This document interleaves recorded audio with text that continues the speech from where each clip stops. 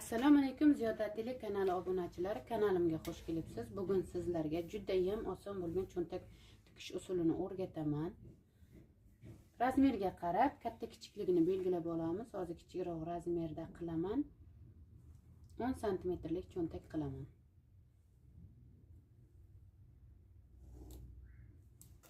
Mana buni ko'ylak qism deb olamiz. Buni xuddi shunaqa qilib mana 8 santimetrlik matomizga filizini yopishtirib olamizda. Cho'ntak qismini belgilagan qismimizga mana shunaqa qilib qo'yib, hozir oralig'ini 10 santimetrlik cho'ntak qildim. Buni 0,5 santimetr chokka o'rtasiga 0,5 santimetrlik qolishi kerak.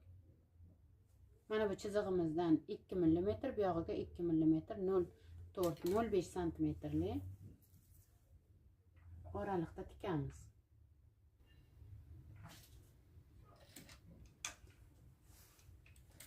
Birinchi boshlanishiga albatta zaktipka berib olamiz.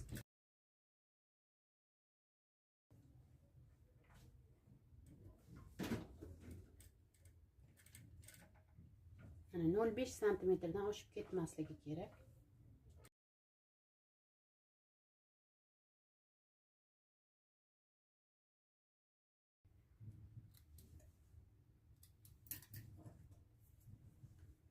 Endi buni tikib olganimizdan keyin o'rta qismidan kesib olamiz.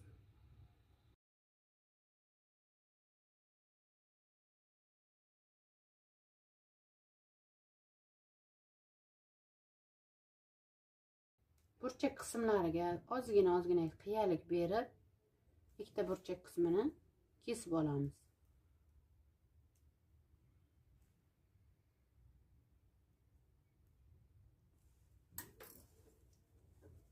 Endi astar qismimizni o'girib olamiz.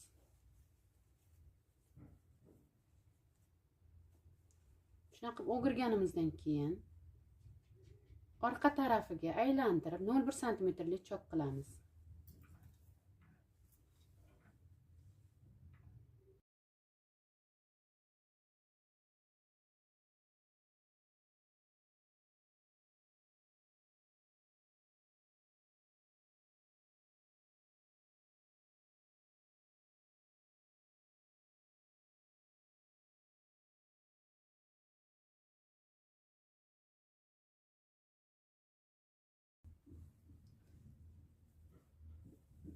Endi buni chiroyli qilib dazmol qilib olamiz. Mana cho'ntagimizni dazmol qilib oldim. Qilib olganimizdan keyin mana shu kenglikda astar uchun olamizda birinchi yuqori qismiga tikib olamiz.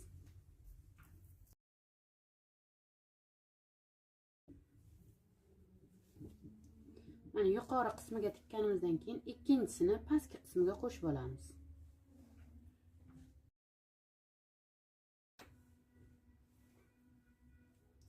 Mana endi buni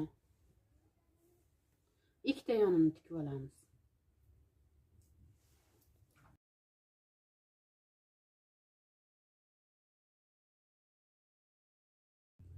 Mana yana bitta dazmol qilib yuboramizda. Mana cho'ntakchamiz tayyor bo'ldi.